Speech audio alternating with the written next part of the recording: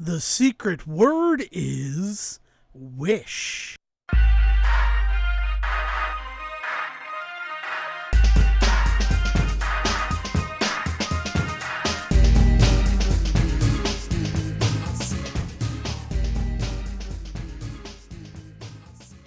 Hello, ladies and gentlemen, and welcome to the Say Report. I'm your host, Devon Decker, and joining me, as always, my host companion, it's Sajan Zarwick. How you doing, Sajan? Hello, Devon. I feel like I'm in trouble. I wanted to start the day. I want to make sure that we do our due diligence here at the Say Report in talking about everything, and I want to start by talking about a little piece of history, if you will, with a little journey through time, if you will come with me. I have no idea what's happening, folks. I just want to give everybody that one. But let's do it, Siege, and let's hop in. I think I can stick the landing on this bit, so let's see if I can pull it off. But let's start this like this. What do you know about one Joshua Norton? Here we go. We'll do stuff you should know. Like, what do you know about one Joshua Norton in the history? And I'll narrow this down in the history of the United States. Do you have any idea? Is he the guy behind Norton Antivirus? No. I have no idea who Joshua Norton is. Joshua Norton is the self-proclaimed, but to be argued eventual actual proclamation claimed, only emperor of the United States that has ever existed in history. Back in like the 1800s at some time, right? He was a trader. He'd been born in England and immigrated over here and was in San Francisco. Lost a bunch of money in like the rice famines back then. Anybody that knows anything about history, China went through a big rice famine and it fucked up trading all over the world. And he was stuck in that and lost all of his money, right? So he ends up pretty destitute living in San Francisco. And it gets a little fuzzy after this about exactly what happened, whether he had like lost his mind or if this was just something he was just doing just to pass the time. Like I can't speak to his mental health at this moment, but he begins calling himself the Emperor of the United States, right? And shit gets wild because everybody kind of knowingly, like kind of somewhat jovially, like, but sure, you can be the Emperor of the United States. Yeah, nobody cares. People aren't really stopping him. They're just kind of going along with it, and then slowly it starts to snowball. At some point, he ends up receiving things like free rent, free food. There's currency he starts to print that shops around him start to just take and accept, and so like, he pretty much gets to live the rest of his life as the Emperor of the United States and goes down in history like as that, like gets buried with that. People love him. Like the stories about when he died was that the streets were lined with like 10,000 people that came to say goodbye to the Emperor. Like it's a pretty crazy story, right? Now the reason that I tell this story is that I would like to invoke a small little piece of nonsensical history that allows me to tell a morality story about the day around one Mr. Francis Ford Coppola and his attempt at doing quite the same with what is apparently going to be the beautiful mess that is Megalopolis. Oh, see. I think we are seeing. I knew that if I just talked about Megalopolis, you would not go for it. So I had to backdoor it. But we need to talk about this right now because before it comes out. Because once it comes out, that it's not going to be ours to talk about. The world will be talking about it. And right now, it's kind of getting there. So I want to make sure that we do our due diligence of getting in here first and kind of just laying the groundwork for people to be prepared for what kind of insanity is about to come in September. But essentially, Hollywood has decided to let Francis Ford Coppola, who walks around going, I am one of the greats. I should be allowed to do whatever I want. And Hollywood's just like, of course, Mr. Coppola, of course you can. And they let that happen. But the problem is we are now sitting on the edge of him basically calling himself Emperor of Cinema and everybody kind of just being like, okay. And it's snowballing into insanity of like, we're potentially going to watch this man win an Oscar for what might be the greatest cinematic, like Titanic, since Titanic. Like, I don't know. Titanic wasn't that bad. I would go with Cleopatra. If we're going to talk about, like, financial road. Ishtar. Yeah, Ishtar. I mean, perhaps Borderlands. which we'll get to watch No, this weekend. no, because Borderlands. Here's the difference, right? Nobody ever gave Borderlands the chance to call itself the Emperor of the United States, right? Nobody gave Eli Roth or Borderlands the moment thought to think, yeah, sure, you could be a movie. No, they didn't let that happen. True. Some might say rightly so. You bring That's up a good that's a point. different conversation. Stephen brings up a really good point there. but like more this idea that this for anybody that's not fully aware of what this thing is, Megalopolis is a passion project. We talk about this a lot nowadays, it seems like, of Francis Ford Coppola, who has been working on this since the 80s. Seems to be the way of it. The coke fueled era of the 80s produced a lot of stuff that then people were too afraid to actually put on screen for a little bit. But he's been trying to get this movie made over and over again, and he has run into everything from 9/11 to COVID has come into this story. But over the years, like, he's just constantly found himself in space after space after space of not being able to get this movie in front of people. And now he finally is about to, and by all accounts, it's a mess of a movie that nobody can stop talking about. Like, everybody wants to see it. Made all the more poignant this very week with Lionsgate Film putting out a trailer for the movie that seemingly starts with like 30 seconds of Lawrence Fishburne just ripping Francis Ford Coppola to shreds based off of quotes from old movie reviews. Then preview of the movie, finished, kind of bookended by, once again, Lawrence Fishburne coming in and saying, like, prepare your butts for the greatest movie ever made by the greatest filmmaker of our time, Francis Ford Coppola's Megalopolis. And you're just like, what? This is a wild swing, Francis Ford Coppola. What's going on? Only to find out days later that none of what was said in the beginning of that preview was close to true. All AI generated nonsense. Lionsgate Film has officially apologized to Francis Ford Coppola and like the world for putting it out there, but has also succeeded in what might be one of the greatest marketing ploys of the 2020s. This will go down as way, and we're only in 2024. We've got 6 more years to go, but like, yeah. This is a perfect time to pause for station identification and remind every listener that we will be doing The Godfather Part 2 as our very special episode this December, as we talk about Megalopolis, a film that will be releasing 1 month to the day that this episode releases to our thriving YouTube audience. We are has supposedly already come out. We should discuss. point out, Yes. it came out for like festivals and stuff already, but Right, the but official wide release is September. So some of you might be like, I thought that movie already happened, and it kind of did. But sorry, go ahead, Dev. Well, I mean, I just want to remind people that, like, this is a filmmaker that we've looked at his work before.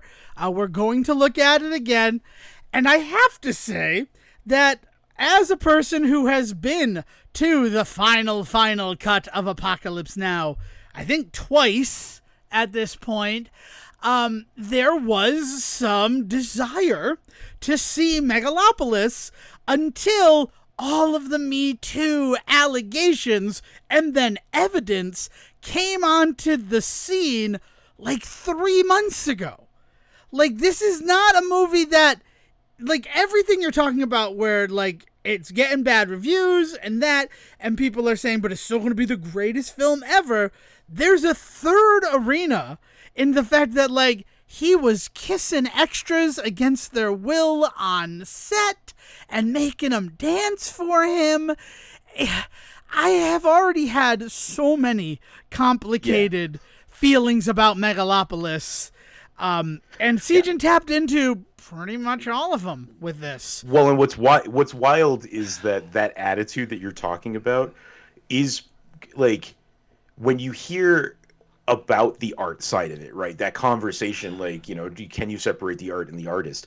In this situation, it's even crazier because of how much he puts himself supposedly into this movie. How much of this movie is about, like, Mad Kings, essentially, right? Because it's like it is his retelling. Not this is not a beat for beat thing, but the best way to sum it up is it is his retelling of the events of the I think it's Celestian confederacy or something like that. Like it's an old story from way back in the days of Caesar, right? And Caesar is actually the young boy in this story. Cicero is the one that's actually in charge at the time, and there's a couple of there's a whole other general that is named like Sicilian or something like that. I'm not good on this part of my history, but the two of them are kind of at odds with each other, Cicero and the other general, right? And Caesar's kind of in the background being like, but what's best for the people? And then this is kind of what like weakens Cicero is this event, and then like that's how Caesar's able to then take over like years later and be like a man of the people.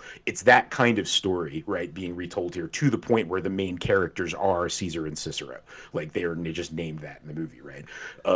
And that whole story Who is said about this Slether idea was of lazy, these calling our characters Charlie, Linus, and JB?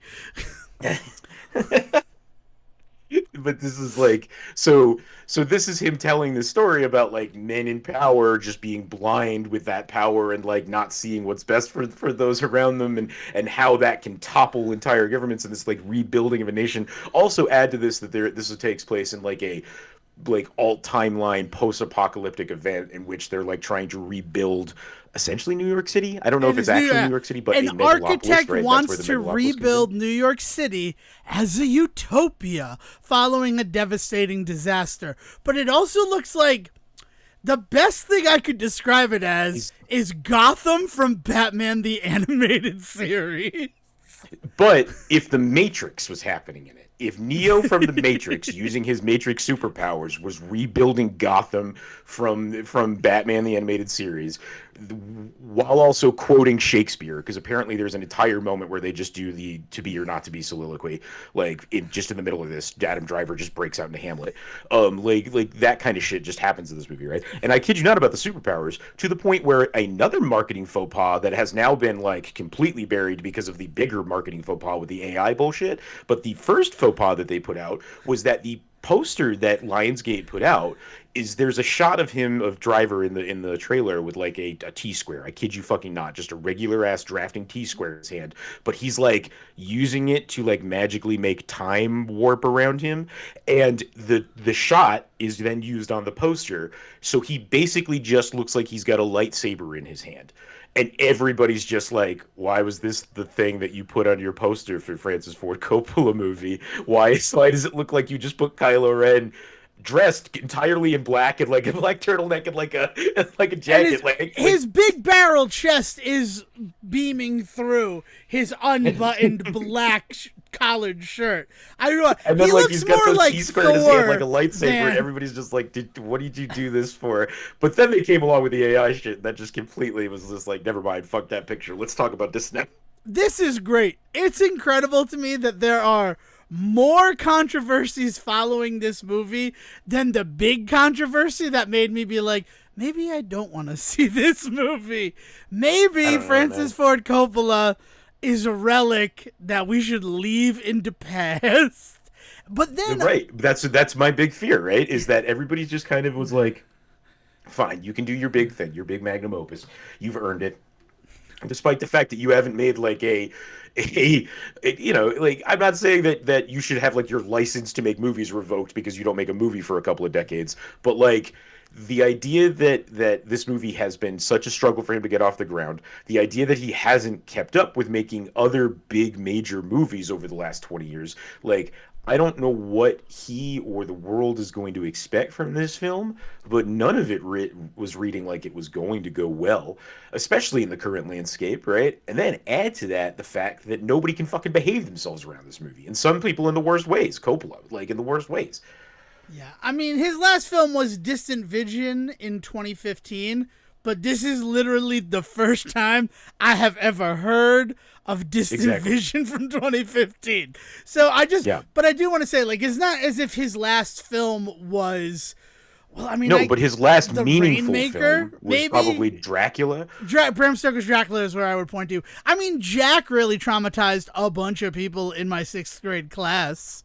But Jack is one of those movies. Jack is one of those movies that you both don't think of as a Coppola film, and also not well remember. As much as I can talk about how I love Robin Williams, and I saw that movie at the right age to like connect with the wrong side of that movie, right? Like the whole idea of that movie is supposed to about the issues of adulthood kind of creeping in on childhood. Didn't get any of the adulthood part, but loved all the childhood stuff.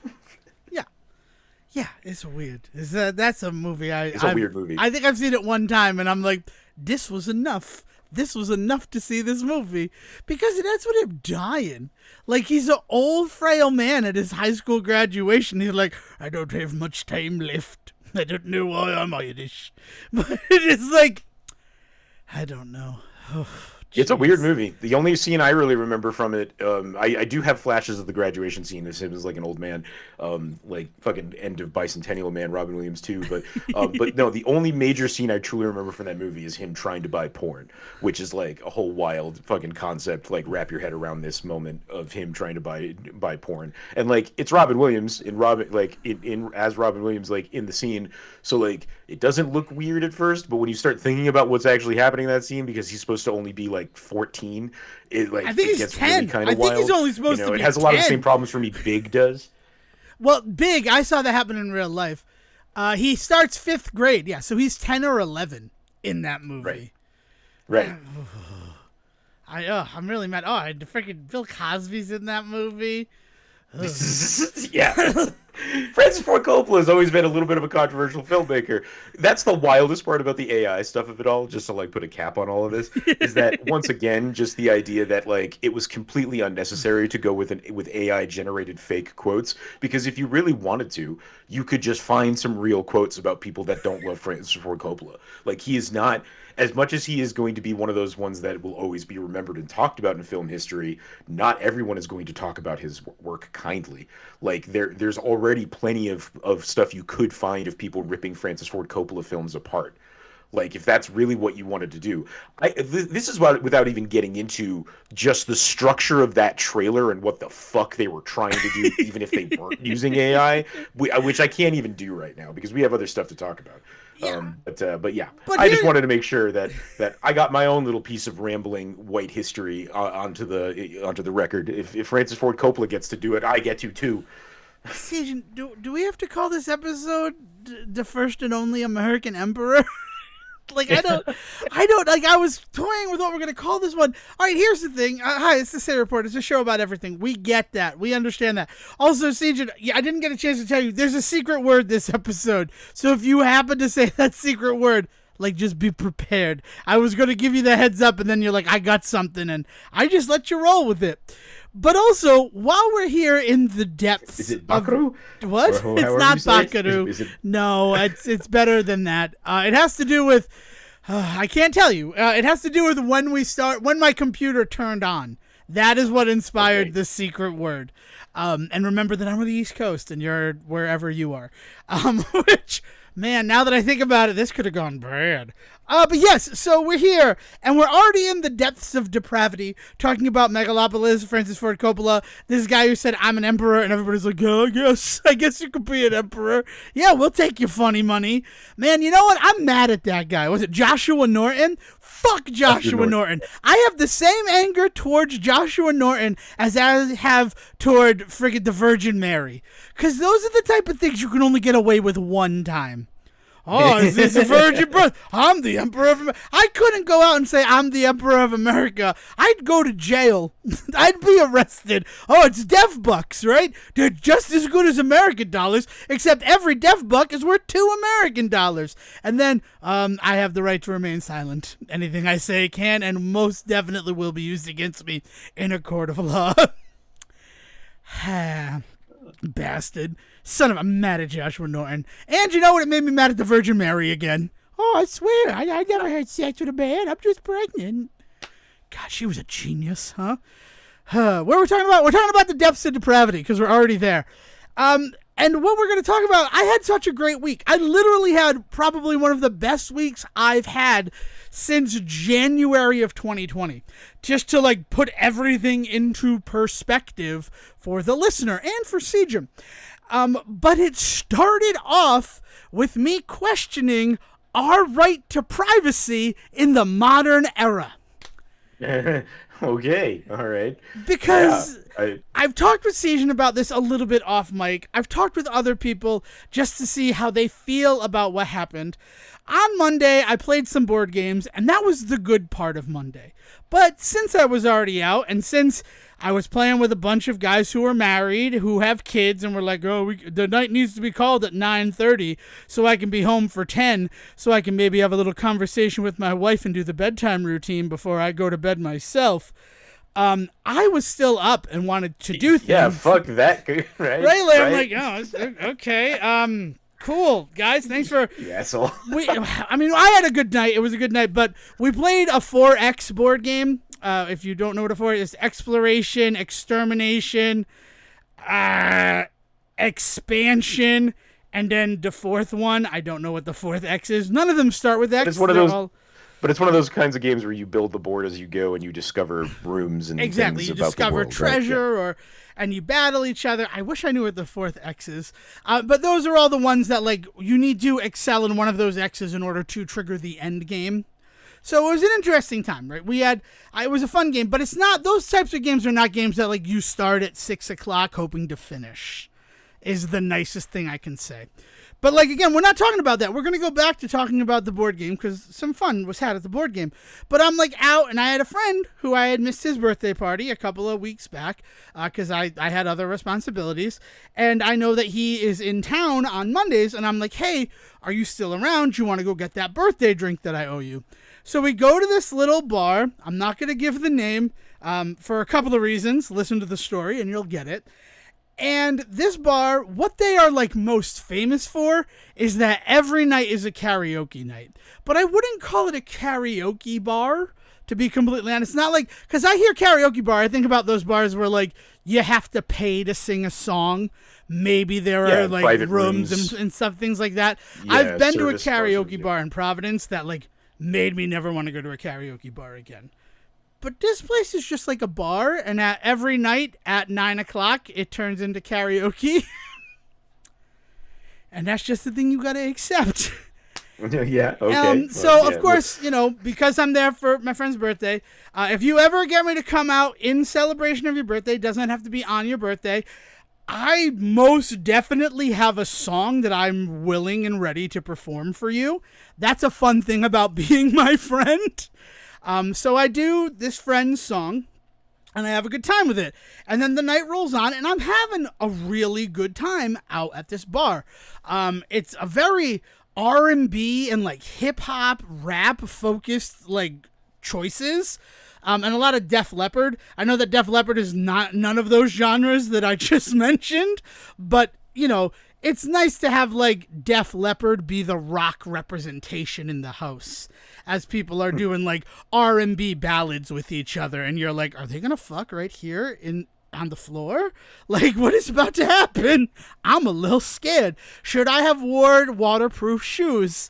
I wasn't prepared for it. But then I stayed out till 1, right? Screw you, dads and married guys. Devon Decker stayed out till 1 a.m. I got home, and I was just scrolling through Facebook trying to have my own, bedtime routine. And I find out that this bar live streamed the whole event. And I don't feel great about that. Not that I did anything like embarrassing or that, but there was no disclosure of the fact that tonight this bar is going to be broadcast to Facebook. No, so like, is it just, so that's what I was going to ask, because you informed me about this, right? Like you reached out because you were just like, I don't know what to do about this in my life. And we talked about it a little bit, but I'm happy to repeat anything here in that regard. Yeah, but what I guess I never quite got a grasp on was, is this something that they just always do? I don't know. I haven't checked. I guess, you know what? I'm here. I can check to see if they have one from last night while we're live on the show. Well, and it's not like one of those ones where it's like the old like Twitch stream of just like watch my life for 24 hours, right? Like, it's not like it's still playing even though the place is closed. No, like, because it happened, and then there is a breakup in the night from when it happened. So I will check while I'm here to see if they have live streams from like last night. the wild thing about this, right, is like the more detail that they really kind of put on it, like the more thought they go, the They more were intention. live 13 hours ago. Yeah. 13 hours ago. Yeah, so apparently this is just a thing that they do. But I thought They that a thing like this, like a day ago. Yeah, so apparently, but I don't remember. And that's the other thing, is one of those situations where, like, I had a really fun time and I would have gone back. But then this kind of soured that whole experience for me. Like, I'm Well, not especially in because any if you rush. start thinking about like why are they doing this, right? Because they're not getting any type of financial benefit, are they? Are they using it as advertisement? But then then you start getting down some really dark rabbit holes. Like are they like trying to cover their ass because like somebody goes in drinking, like you can catch them, but like that's really fucking wild that they like create like a Big Brother style like Okay, like so video for the neighborhood watch to get on so that they can keep an eye on people is weird. looking at this, one of their live streams from a day ago, we record this on Sunday, so it is August 25th, has 67 comments on it. But here's What kind another of one comments are they? from 2 days ago that has 3 shares but no comments. Here's Well, one what that kind has of comments are nothing. they? Are they people being like, "Yay, the Let's music's good," okay. or are they So people being like, "There's the fucker now"? So the view more comments is available, but here are the 2 that are showing. Where's that shepherd's hook? Ha ha ha ha! A shepherd's hook. So like apparently whoever's doing karaoke not very good. Where my Okay, but they're home commenting on the shows, so yeah, where my home watchers at? Make some noise. What's the best menu item here? I agree with Ed Sheeran. Ditch them when they reach 70. If somebody sings Ice Ice Combi, I'm ordering the combo. Like, please broadcast these comments to the big screen. So this guy, like, who looks to be the bulk of these 67 comments, again, won't give out names of any of this stuff, looks like he was watching it as if it was a live stream. And maybe they're going to comment and, like, interact with him. wow. Okay. Like, All right. so I don't know, but like, I guess, frick, I have to go back to this place, right? I hate myself for saying the words that are coming there, and I need to see if there is anything anywhere that discloses that upon entering this location, you are consenting to being broadcast on the internet. Or, because, like, that's the thing that bothers me, right? First of all, bars in general, as much as Cheers was one of my favorite shows, ran for 11 years and was one of the world's, like, most popular sitcoms, right? It kind of filled the gap left behind by MASH. And then when Cheers left, that gap was sort of filled by Seinfeld. And how much I love Frasier, it's true. Like, Seinfeld was the next must-see TV Thursday entertainment before Friends came along, right? So it's kind of how you look at it, right? Because that's what Cheers was. So yeah. we enjoyed watching people at a bar on Cheers, and I guess they didn't know that they were on camera, right? Like, Norm didn't know that every time he walked in, his little comments would get a round of applause, right? Like, So this was in Rhode Island at least, right? this Like, is you in will Rhode at Island, least say yes. that? Okay, I got okay. from Bristol So- to West Warwick in 30 minutes. I'm very proud of myself. Well, and the reason why that's important is just because we do start talking about things like you're saying, like, are there any signage or anything like that? And there might not have to be, because Rhode Island is one of the states that has one-sided consent, as long as one side, and I think that means that as long as somebody there acknowledges that they're recording, but like acknowledges that they made the recording, and specifically, there can't be any criminal intent or illegal activity associated with it. So, like, you can't film, like, people, like, having sex in their own home, like, that kind of shit, right? Like, you can't be creeping or peeping. Like, there needs to be, so if you own a business, putting up a camera to show people what's going on in your business, you are the one side of that is open to You're it. consenting to it, I guess. Yeah, so I don't quite know how that stuff works, but I do know that Rhode Island is that, as opposed to two-party places where like you need to inform the other side, like, hey, this this phone call is being recorded for training purposes or whatever. Like you do need to say that in most states, but no, not in Rhode Island. Rhode Island, you could just record, which is both also pros and cons. Like the other side of that is also like if somebody is being abusive to you, you do not need to reveal to them that they are being recorded. Yeah, that's true. I mean, I think about the fact that Rhode Island accidentally legalized prostitution for a long time there. Rhode Island's weird about its laws. It's just as long as you weren't filming it, right? Like yeah. it was Oh no, as long as you were filming it. Like as long as you were filming. Yeah, it, if there was a legal, camera right? on, it was technically the act of like making pornography. So you could get paid for it and all of that. We can't ignore the history in Rhode Island. I mean, we can't ignore of the mob and mafia. No, the mob and mafia history of Rhode Island. So the idea of also having one-sided recording consent laws is probably hugely important in those investigations and stuff too, right? Yep. Yeah, I don't know, man. It's like what they're doing is weird, but like it feels like it's probably legal. Is where it seems like we're landing. At the same time, I don't know what you can't like stop them, right? Like there's nothing you can't walk in and be like, I don't consent to this. Please turn that camera off, right? And like, I don't know. I feel like it'd be nice if they just let you know that we have the camera on. It felt weird. I guess what I'm thinking of is like, what if I had called out sick from work and then I'm on this freaking live stream and then I get fired because of the live stream, right? Basically the plot of a 2000s F-rated comedy, R-rated fuck-filled comedy. First of all, I would argue nobody can tell you what the best medical cure is for your issue at the time. Just a good point. If you need to give it a shot of whiskey to work out the cold, then that's what you've got to do. Also, mental health is just as important as health. And you know what's good for mental health? Socializing. Look at CJ, the freaking lawyer over here. It would have been nice to know. That's all I have to say. Yeah, no, 100%. Like being able to be aware of that. That's the way that we always talk about this shit, right? New technology doesn't scare me. It's the way people use new technology that scares me. And one of the worst ways that they can go about it is by not being open and clear when it's in use, and that sucks. Agreed. It was a strange way to start the week off, especially as. So this week I was overcompensating a little bit, and that's because one of my best friends, nay, the third member of the Say Report, was a scant 300 miles away in Brooklyn this past week, but because of his packed schedule, there was no opportunity for us to see each other. Will be here on an episode very shortly. Siege and I are going to talk about it after we finish recording this episode, but it was sad that I couldn't do it. So I kind of filled my week with things so that I could be distracted by that. As nice as the DNC is, that is not a distraction to me. I know it was a distraction for Mom, her political science mind. She loved watching all of it.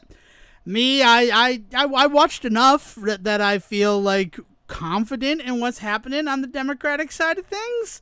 But that's not...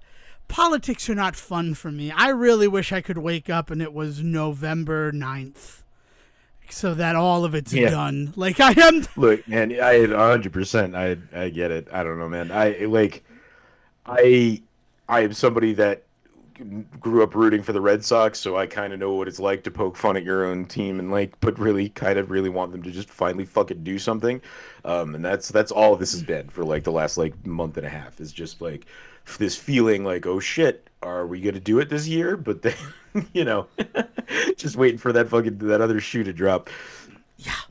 Which I don't know if it did, but RFK stepping out of the race was something, but then him endorsing Trump was, Kennedys are probably turning over in their grave, but let's not get political yet.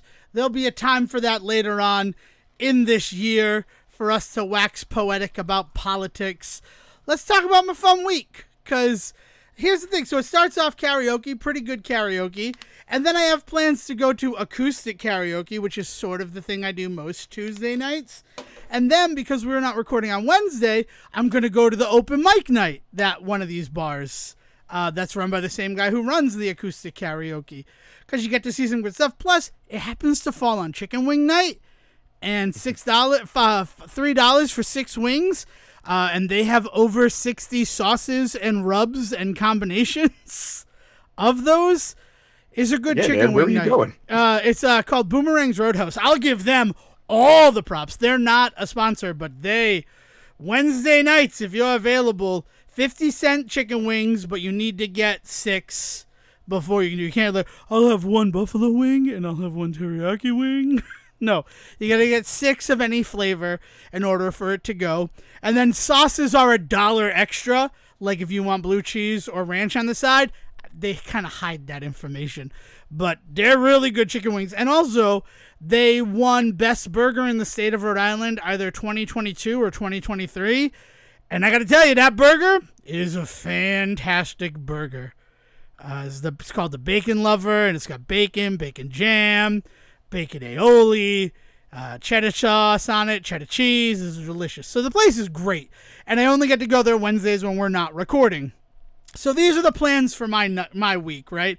And then Thursday, I didn't really have any plans for Thursday, which is good. And then, Friday, I got together and I played some Ghostbusters with some people. I'm a big fan of Ghostbusters Spirited Awaken, and or Spirits Unleashed. Spirits Awakened, I don't know what the hell that is. And I wanted to test out my new controller because my controller came in. It ended up not coming in for Friday, but that's okay because a couple of people who usually play Ghostbusters with us were unavailable. So we just had a couple of people hanging out, and that was punctuated by Dale falling asleep while we were playing. And she was a contributing member, and just like, Dale, why were you just standing there while the ghost was flying by you? I was asleep. I'm sorry. So it was good. Like if it were, do you remember that show Man Up with Mather Zickel and Dan Fogler? I don't remember any of the other characters, but you know how it was like the split screen of them gaming and they just have their little headsets on? I could so easily imagine myself, Claude, and Dale just being asleep in her little split screen segment of it as we're playing Ghosts. Is Spirits Unleashed, is that one cross-platform, by the way? It is cross-platform, yes. I'm thinking about getting into one of those streaming Xboxes as we get towards the end of its life. I don't know if that's... Oh, it is on there because Xbox had a whole giveaway with it. So all I know is that we play on PS5 and then the other guys that we usually play with are on PC through the Epic Game Store. And it works fine. You wouldn't even know that we're not all on the same platform. And now that Discord, this is being recorded on Discord, by the way, is like integrated with those, it has made everything fantastic. Can you the Epic's Game Store, is that all streaming still, or is that download only? It's download. I don't know if they have a streaming element to it, but if you download the game, and yeah. Okay. So, and it's a pretty substantial download. We had not played for like 6 months, and then our night of let's play Ghostbusters again was all of us on Discord as we waited for updates to download and install. Because the game it grew with Frozen Empire. They added a lot of stuff to the game with Frozen Empire. So I mean, I don't know if it's still getting support, but it got a support as recently as April of this year. So it's a fun game. It's enjoyable enough. You have to have people to play with though. If you're playing alone, it's not fun because it's one of those 4v1 sort of asynchronous multiplayer, I think is what they call that. I believe so. And it's enjoyable. I did a lot of playing as the Ghost this time. I rarely play as the Ghost, but I think all the trophies I have left are Ghost related. So I'm like, I will set my preference to either. And it turns out if you set your preference to either, you're really setting your preference to be the Ghost. Because everybody else is probably wants to be a Ghostbuster. Yeah, everybody else is just like, I'll be the Ghostbuster.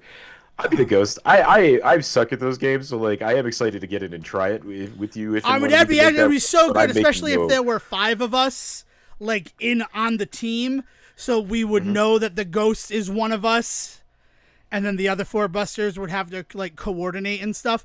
Because I do think that one of the reasons why as a Ghost I was finding success was the fact that only Dale and Claude were communicating. Because the other guys would be like off in the corner, and it'd be very easy to take advantage of the fact that they were not coordinating their attempts at busting me.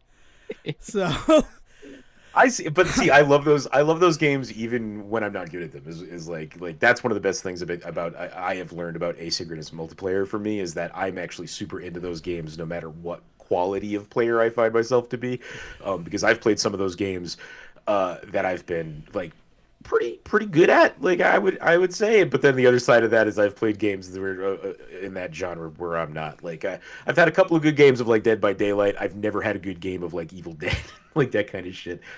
Yeah. Speaking of Evil Dead, I'm super excited for like it's not really a beat 'em up. It's like a platformer that was announced. Ash versus Evil Dead, and then there's going to be a Halloween one where you play as Michael Myers. Yeah, I guess it's more. I don't know if that one you play so much as you can play as the Deadites in that one, right? Yeah, you totally can. I was trying to remember. Oh, if that and was yeah, one and that Ash you could versus do Evil the- Dead. Yeah, Yeah. the Deadites versus the humans. No, I'm talking about Right. the side scrolling like platformers that were just announced that are coming out this Cool. October. Where if you pre-order them, then you get to play as the girl from Halloween. I've never seen any Halloween movie except for Season of the Witch. You mean Lori? Yeah, Laurie. You can unlock Laurie, and you can unlock, I think, Camille from the Evil Dead game. And then also, Nice. if you have both games, you can cross over and play through the Evil Dead game as Michael Myers or Laurie, and the Halloween one as Ash. So, like, it seems like a pretty ambitious project. The only thing that kind of gives me a little bit of pause is that Way Forward is behind it. Because there was a time where I would sing Way Forward's praises from the rooftops. They did Shantae, right? And Shantae, huge game connected to the Say Report.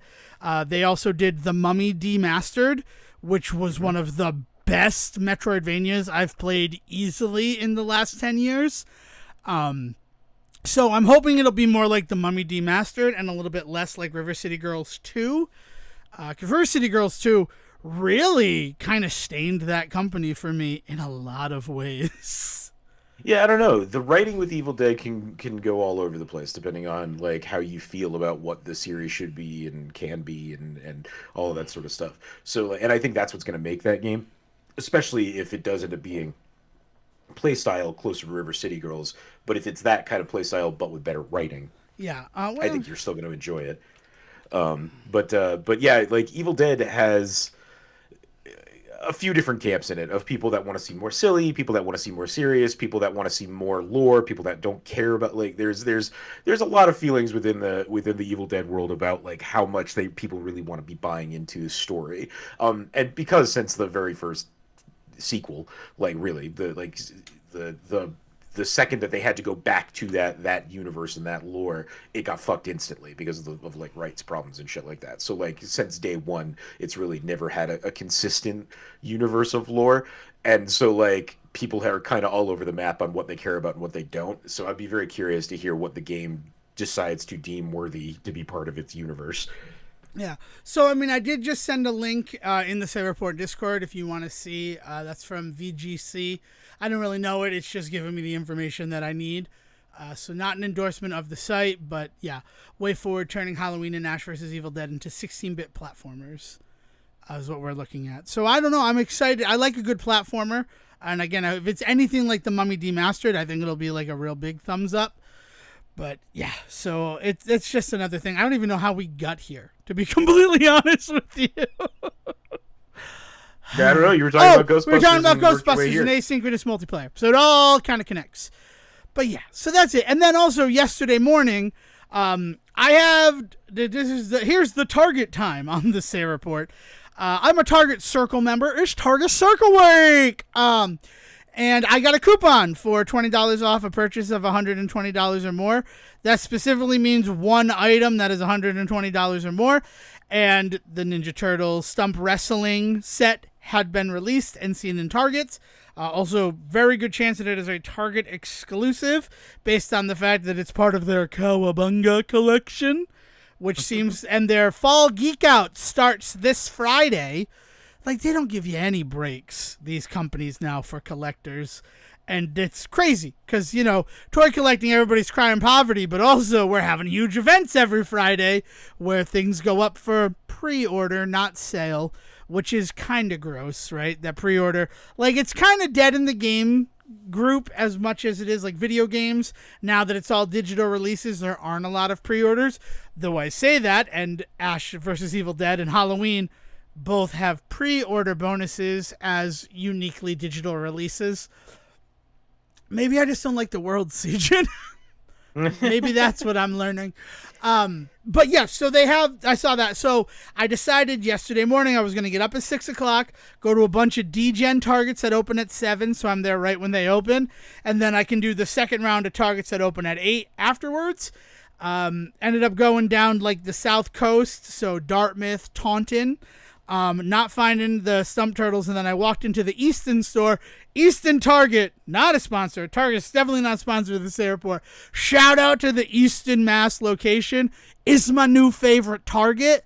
No offense to my Target in Smithfield. I love you guys too. It's just that the Easton, Mass store, they have what I'm looking for. And they opened at 8. We walked in at 8:06, and there in the collectible section was the fresh box of the Stump Wrestling Turtles. And I opened that box. I had no qualms, took out a pack for myself, and then kind of hoofed it for the front before I got yelled at like, we can't sell that yet.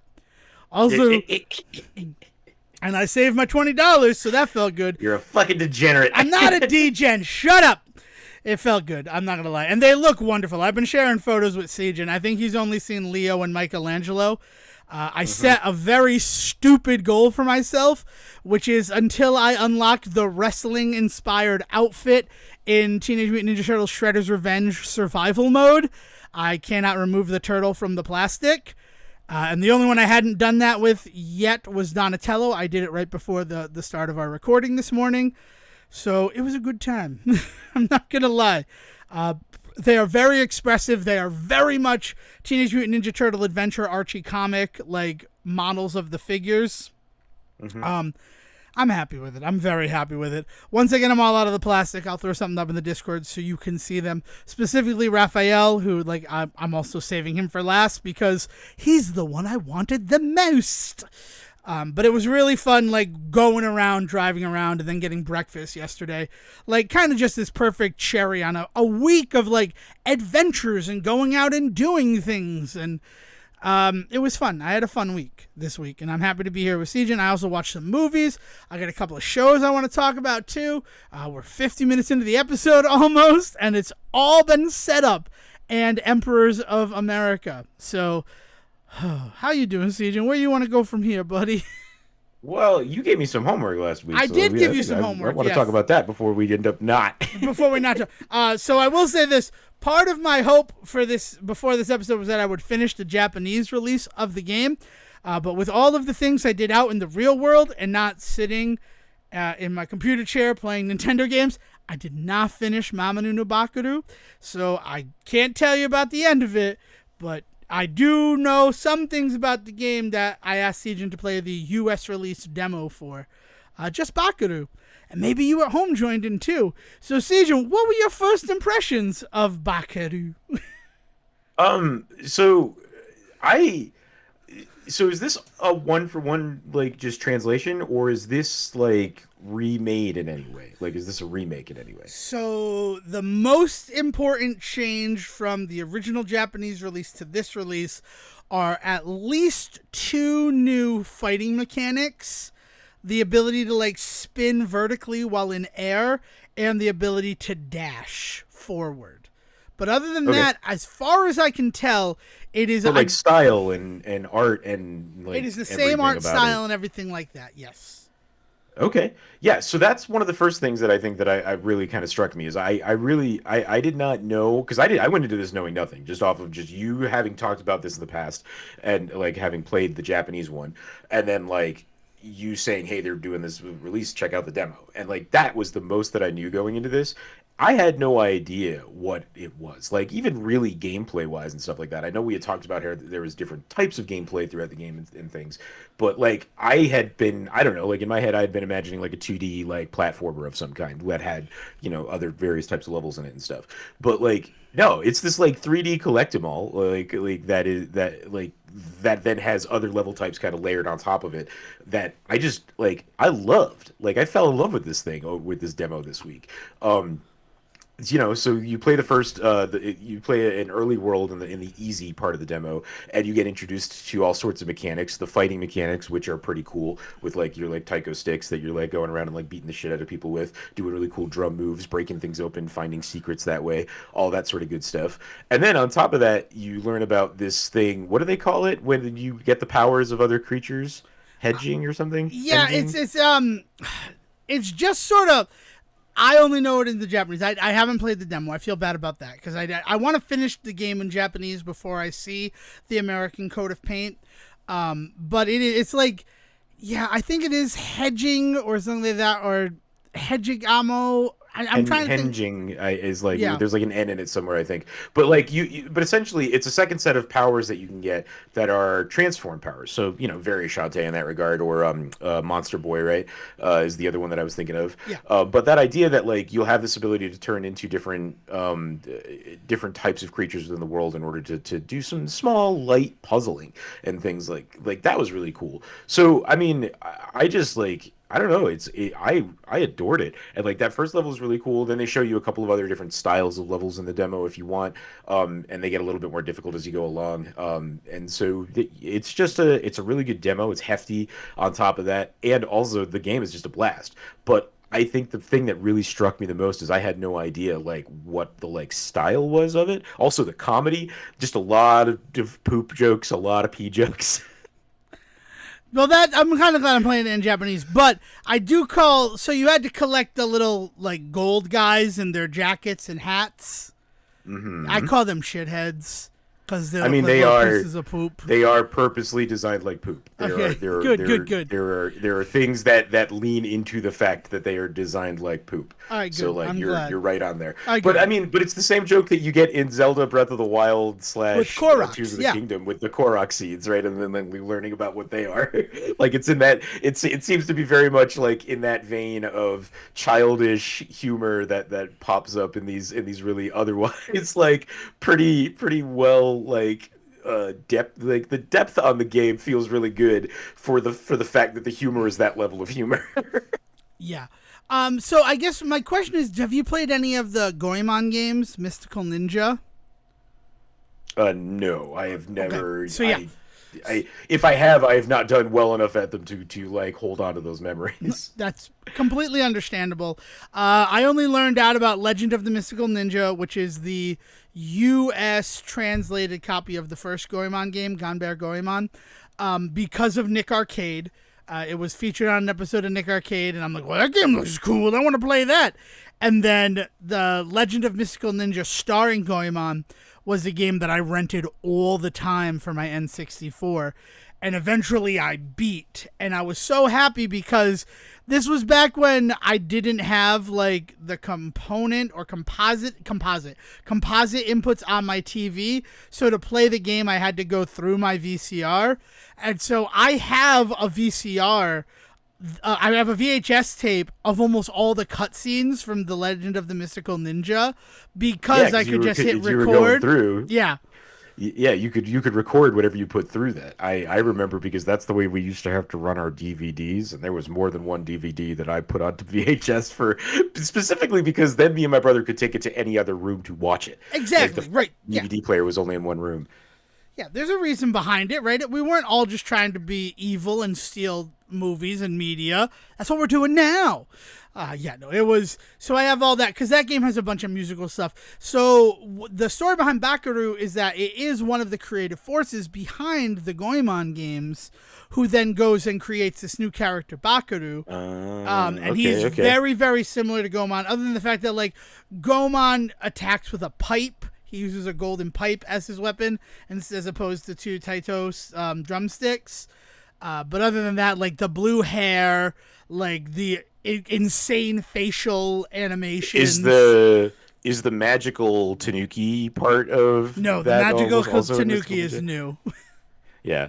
It's, I mean, I love it. I fucking love that, like, you're technically playing as this Tanuki who's just in his human form. Because, like, then when you get to the mystical shape-changing stuff, they've already established that that's already something he can do, right? But that he doesn't have, quote, the license to turn into other things. You need to get the licenses in order to become other animals. That's cool. I didn't. I had a U.S. translation. I still have it, but I wanted to play through the Japanese to see if the gameplay itself could carry. Because there was a time when this was released where it's like, this is really a good chance of this not coming to America. Because I talk about the Goemon games, right? The Legend of the Mystical Ninja. No, I don't know. Legend of the Mystical Ninja for the Super Nintendo. That game very much is the first in a series of 4 games that released in Japan. And I've beaten all of those in Japanese. Those are some of the earliest games I ever emulated because of how much I liked the first game. And then I found out there were 3 more.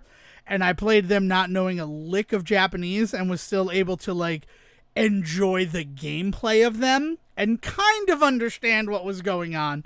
Like, the 4th one is an Olympics sort of thing for the fate of the world. So I'm seeing that eventually they moved to N64. Is that one, or is that No. That one is still on the Super Nintendo. And then Legend of the Mystical Ninja starring Goemon, the first one for the N64, is a 3D one. It just got a decompile too, which if you want to play that game, the definitive way to do it is out there.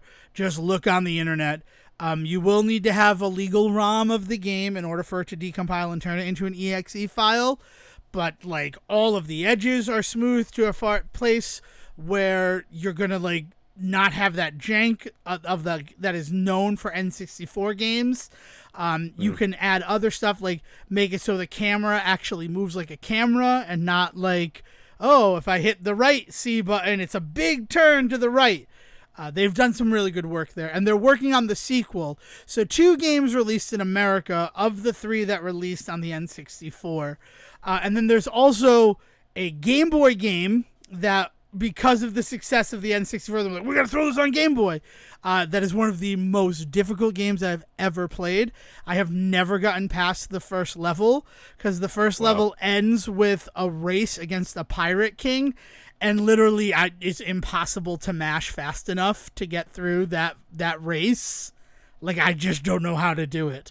Now I kind of want to go back to it. To slowing him down or something. Yeah. And then there's also a Game Boy Advance game, and there might be other ones out there. Like, I know that there is a very famous PlayStation one that never came to America that, like, people talk about. It's all Konami too, and then the argument was all of the humor is so Japanese that Americans would not understand it, so we don't want to take the time to translate it, and we don't want to localize it because of how important the story is. Like, that's a common excuse I often hear in, like, not wanting to do these translations back in the day, and we have now since proven that that's just not the case, because so many of them have now eventually gotten those translations and actually sold really well. Yes. Or at least had the critical, like, acclaim that they deserved, right? Like, it's such a wild thing to be like, well, we don't feel like the humor will translate, and it's just like, well, you don't know that though, right? Like, you don't have, like, that's such an objective concept. Like, just because you think, oh, this thing translated to English isn't as funny, doesn't mean the rest of us agree with that. I do also wonder, though, in situations like that, how much of it is the fact that, like, this was a forbidden game. Like, I heard it talked about in circles, and now I get to try it myself, and you're like, oh, this is fine. Like, what the hell? Like, Rondo of Blood is like that. Symphony of the Night did really well, but Rondo of Blood was the non-translated Japanese game until about 2006, I think, is when it finally got an American translation. And wasn't it in like wasn't it in like a collection of some kind at that time? It wasn't even like it was in the PSP collection. Castlevania Requiem is the new one.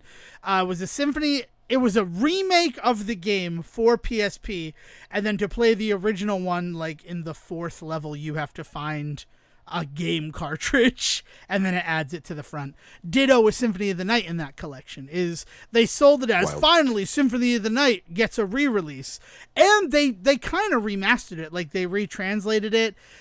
They fixed some of the glitches, which in turn opened up some new glitches. They added back in a fight that was only in the Saturn version, and all of that was hidden behind finding a copy of the game in the remade game. Stupid. So I love it, man. Yeah, I mean, love that so kind of Konami nonsense. is one of those companies. Like, I get why people like fuck Konami, especially with the fact that we don't make games anymore. We make pachinko machines, and I would be real mad about that if like Marbles of Destiny wasn't such a good game. Yeah. Love it, just love it but too much. yeah, I gotta say, I fell in love with Bakaru. Like, I am all for it. I kind of it moved very quickly towards the top of my probably going to check this out list. Like, Excellent. I'm still in a pretty tight financial position in terms of like I can't buy every game that's coming out. Who can, right?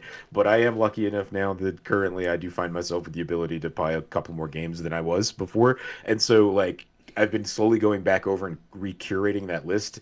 Like, because I so much of that was kind of based on like, my old budget, right? And now I've got like a good solid padding of games that I definitely am going to check out by the end of the year. And I mean, Bakaru made the cut on that one. Like, it's a blast. Like, the little bit that I've played, and like I'm a sucker for a good collectible. So like, the idea that is part of it, right, is finding the presents all over the thing, and talking to the little knowledge shitheads. poops, and like the little shitheads, like all of that sort of stuff is just a blast. And finding the secrets and stuff. Yeah. Like, oh, what is this random stump surrounded by things in a very circular pattern? Obviously, there's something going on here, right? Yeah, so and they add new ones. Like, once you finally get the airship, which I bet is not in the demo, it unlocks a whole thing where you play have the demo. What? You gotta play the demo, buddy. Okay, I will play the demo and I'll respond. I'll finish the game like that.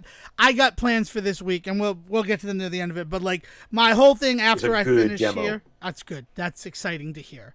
Because I was nervous about that. Do you get to play as the dog at all in the demo? You know what? Don't tell me. I'll see. But the dog levels are incredible. And if they're not in the demo, then you have a whole other like level of game that you're going to get to experience eventually that the demo doesn't touch on. Again, I don't know if they're in there or not. We're going to stop the Bakaru conversation right now, knowing that Sejan's kind of into it. The game comes out on September 3rd. The demo is still out there on Nintendo Switch, but it's also coming to Steam that same day. And I was recommending the Japanese game to people before, it got to the fact where like, oh, you can actually play it and understand what they're talking about. And also easily access it, because that's the other thing, is like playing the Japanese version, you kind of had to go through some hoops, right? I bought it from PlayAsia.com. It's like, I'm so happy that PlayAsia.com still exists. Rest in peace, Lixang.com, because Lixang is where I imported all of my games when I was younger from. And that's like where I was a weird importer kid, because like I've talked before about how like I wasn't really into anime, but everybody around me talked about anime, and I'm like, I mean, like, it's fine with me, but you want to talk about video games that I can't play in America because we said so? No, Devon's gonna get those games, and Devon's gonna play those games. And even if they're in so Japanese, much of that stuff was going hand in hand, not just because of like both like artistically and like on the business side of things, like the idea of importing stuff from Japan. Like, you basically were having the same conversations. I just like, while other people were like, I gotta play the Dragon Ball game, I'm like, I gotta play this obscure sequel to the Mystical Ninja game that I never knew existed until right now. I gotta play Final Fantasy V. The fact that I made any progress in Final Fantasy V without knowing Japanese is still one of like my favorite things I did as a young man. Nice. Because but good yes, shit, man. Yeah, it was good. So I'm glad that you enjoyed it. I will play the demo so that we can actually like kind of geek out about it before it comes out next Tuesday after this releases, September 3rd, because I am curious, and I'll also try to finish the game to see tell you if the rest of the game is worth it. But once you get the airship, the game completely changes and is also still incredible. I can happily say. But they spoil that in the trailer. The trailer shows off all the stuff that you end up getting. So I don't know, but I'm very excited to have other people play Bakaru and to finish it finally for myself. Yes. Which on that, I watched a couple of shows. Let's stay Japanese. Did you know that there's a Rick and Morty anime? No. I kind of my big kind of dive into that sort of stuff was the Suicide Squad anime that came out a couple of months ago. Yeah, I haven't checked that out yet. There's a Rick and Morty one? Yeah, so you can be forgiven for not knowing it. They kind of released it under cover of darkness. They've been doing like little 5 to 7 minute shorts as bumpers during Toonami on Adult Swim, where like this would be like an anime story of Rick and Morty. But then last Saturday, they showed the first episode. I didn't know about it. Otherwise, we probably would have talked about it last week. But then I logged in, as I do every Monday, to watch Last Week Tonight. And I saw Rick and Morty, the anime. And I'm like, oh, I should check this out, right? I like, fuck Justin Roiland and everything that goes on there. But the show has done a pretty good job, like, carrying on now that he is gone, with everything there, like the original show. And they're doing crazy little projects like Rick and Morty the anime, which sort of is inspired by things that have happened in the original series, but is also allowed to do its own thing. And I'm like, oh, I'll check that out when I have a free time. And then I went to YouTube to like just dick around, and YouTube was full of people who were mad at the Rick and Morty anime. So I'm like, well, I should go watch that, because what could it have done that was so egregious that like it launched 1 million YouTube complaint videos? And I don't want to sound pretentious here. I'm not trying to sound pretentious. I'm not trying to do anything. But there is that thing that like you have to be like a genius to understand Rick and Morty. That kind of feels like what the anime did. Like, they saw those hats and were like, we're gonna prove that. Because it's a lot of, like, Morty is in a video game in the first episode, so you see a lot of, like, different versions of that playthrough that Morty's going through. So you see, like, black armor Morty, blue armor Morty, red, yellow armored Morty, and how each of those playthroughs is different. And then, like, halfway through the episode, there's a Citizen Kane homage where, like, he says a name and drops a snow globe that has his face in it. So, I don't know. I don't know why people were so upset. Like, it really felt like a first episode of an anime, is what I have to say. Because even discounting the whole Rick and Morty meme of you have to be a Giga Chad to fully understand this, right? You need 1,000 IQ to understand the genius of it, right? That show is pretty toxic, but exactly. Yeah. And I should say that show's fan base. The pretentious nature of that show's fan base can be pretty toxic. But it seems like the people behind the anime saw that and were like, let's turn that up to 11 with this like kind of confusing episode. But, like, the first time through, I'm like, no, I mean, I understand it. Like, his armor is different, and we're seeing the same stuff of him in different armor. And then even Rick is like, you know, the reality inside of that video game, if it's good enough, it becomes real to the user. Like, they explained themselves pretty well. So the fact that everyone was like, I don't know what's going on with this. It's so confusing. But then I also think back to, like, first episodes of animes that I have watched, and, like, they set up a mystery in this, right? Steins Gate probably being the closest analog to what's going on in this Rick and Morty anime. And I'm not a fan of Steins Gate. It's a pretty big trope. Yeah. Yeah, it's a pretty big trope in anime to have your first episode be something kind of in the middle of the story, and then kind of go back and fill in the gaps to that point, and then tell stories beyond that. And a lot of that is, from my understanding at least, a lot of that is proof of concept. Like, you're showing people, like, this is the show that, like, we want it to be. Let's get you there. Some of it is just that storytelling that's pretty common storytelling all over the globe. The idea that you kind of give a little bit of a prologue, like, where you're kind of in one place and you drop clues and hints so that then you can start telling the story.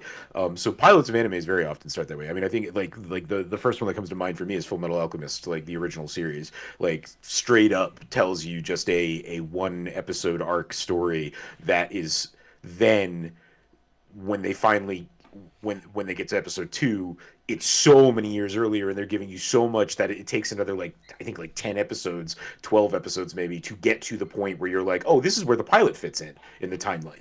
Like, stuff from the pilot suddenly shows up, and you're just like, oh, right, that's where this must be in the whole rest of the story. I guess what jumps to mind is this is a special sneak preview of Pokemon, and it's him on the SS Anne, and it's like that's the first episode of Pokemon, and then you go to Ash getting Pikachu and everything, but the first episode of Pokemon that aired was like the 39th episode of the series. Right. So it's like, so this whole like kind of off kilter, not 100% everything that's understanding like what's going on. It made sense as like, this is an anime trope that they're working on. Like, I don't know, like to see that everybody was so upset and offended by it was really kind of surprising, because I'm like, this kind of just feels like what Rick and Morty always does, right? And either you're on board for it or you're not. Like that, like Rick and Morty as a show, I was not on board for a very long time. I liked like Lawnmower Dog. I thought it was a very good episode of the series. But then the other 2 episodes that premiered alongside it, which the Jurassic Park one, Inside of the Body, I don't remember the name of that one, and like the Scammer. That's not the Scammers. I don't know the first one, because the Scammers is the 4th episode. No, Meeseeks is the 5th episode. Meeseeks and Destroyers is the 5th episode, and that's a good one. Like, that's one that like kind of like changed my mind. The one that really did it though was Rick Potion number 9, where Morty destroyed the world, and then they're like, "Oh, I guess we're all just gonna go to another universe. We can't do this all the time though, because like people will get mad at us. But you know, we could do it this one time, right? You destroyed our original world, and like I'm like, oh wow, these guys are like playing 3-dimensional chess." In the 4D chess, really. And I'm like, okay, cool. So that's the type of depth that I expect. Like, I was just sharing, I've been watching Mayor of Kingstown. I finished the first season. There's an incredible sequence in like the 9th episode of that series, and I was really on board for it. And then I woke up yesterday and I realized what it was an homage to or inspired by, and now I'm kind of mad at the show. Why? Because you I don't enjoyed like it while you watched it. Why can't you just embrace that? I don't like Taxi Driver, that's why. But it did allow me to share like one of my favorite American Dad bits when Stan remakes Taxi Driver. In fact, thinking about Stan remaking Taxi Driver is where I finally made the connection between Taxi Driver and Mayor of Kingstown. I'll say it. I don't mind it. It's the fact that the like young prostitute is named Iris, and he has to save her. Like, that's the whole thing. And I'm like, oh, it's all Taxi Driver. Like, this is just inspired by Taxi Driver. There's so much more going on, but I'm so against Taxi Driver as a bit of entertainment that it kind of upset me. I'll be honest with you. I know that's insane, Sejan. I get it. But I started the 2nd season, and it's been enjoyable. But, you know, talking about that episode of American Dad, The Greatest Christmas Never, it was just like they put depth into those episodes, right? Like, that's the very first Christmas episode, and how it goes to like, oh, if Martin Scorsese didn't make Taxi Driver, then Hinckley wouldn't have tried to kill Ronald Reagan, so Mondale would have won the presidency, and he was so weak-willed that he would have just handed over control to the Russians. Like, it's really cool political history that they play off of with that. And I don't think you get that in American Dad anymore, even though I'm a really big fan of the show. There was something special about the early seasons of American Dad, just like there was something special about the early seasons of Family Guy, right? I think that we can all agree with that, right? Mm-hmm. Talking about adult animation. But yes, so that episode, Rick Potion number 9, got me on board with Rick and Morty, and I've seen them all since, right? And I didn't see that one until after like the first 2 seasons were finished. To be completely honest with you, I just caught it randomly at like 2 a.m. on Adult Swim, and I'm like, oh, okay, I should probably check out the rest of this. Still don't like the Jurassic Park one, the one with that, like, it's Anatomy Park is the name of the episode.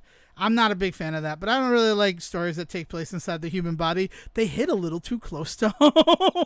For the record, I love that episode. Just for anybody out there, John Oliver's like, really good in that episode. Rick and Morty's one of those weird ones for me in terms of the fan stuff, because like I never felt that it was the show that deserved the kind of praise it was always getting, but also at the same time, I do think it is a very good show. I do think there is some really intelligent stuff happening, but I feel like people got way too overexcited about kind of all the wrong things about it. I mean, like, like I think that show's really intelligently written on the science side of things, not to the point where it is gatekeepery and impossible to get into. Maybe some people would argue with that. I don't know. I never found the science part of it that gatekeepery, but like people getting excited about the Szechuan sauce joke is just like this is not the reason to hold this show. Like making jokes about dead McDonald's sauces is not the reason this show is intelligent, guys. Like talking about the intelligence of the show is definitely a conversation I'm on board with. It's just that like what people then point out as their examples of that, I'm just like, well, that's just funny because it's dumb, though. That's not funny because it was smart. Right, like that was funny because smartest guy in the universe being like, all I want to do is go back and get Szechuan sauce. Like, yeah, like, right. I mean, like, it's funny because of the way that it plays on the idea of the MacGuffin, right? Yeah, it's not exactly. funny because it's about Szechuan sauce. We don't need to go that deep. It could have been anything, but it ended up being the Szechuan sauce from the 1998 Mulan. I saw the end of Mulan yesterday at a diner, and it made me cry. I'm just going to be completely... I was a mess. And then they followed up with Lion King and the death of Mufasa. Spoilers, I guess, for 30-year-old Disney movies. I lost it to the fact that the waitress came over and me and Dale are crying, like weeping, openly weeping about the death of Mufasa. She's like, "What's wrong?" And we're like, "The movie, like, it's fine. We're okay." And she's like, "Oh my God, I usually fast forward, but we were so busy." I'm like, why would you fast forward, though? Why would you put The Lion King on knowing that, like, about 20 minutes from now, I'm going to have to fast forward through one of the saddest scenes in animation? Like, just put on something else. And then, like, she's like, "Ew. we took off the sides from your bill because of the trauma." And I'm like, no, it's fine. Like, what are you doing? It was an interesting time. I'm not going to lie. I love that place. It's a good place for breakfast. But yeah, so that's the whole thing about it, is that like the anime really kind of felt like that same sort of thing. Like they're playing with the segment of time and what is reality and all of these other things, but also playing with like the anime trope, like you said, of we're going to start in the middle and then explain it to you. And the whole thing is about like a girl who can control time.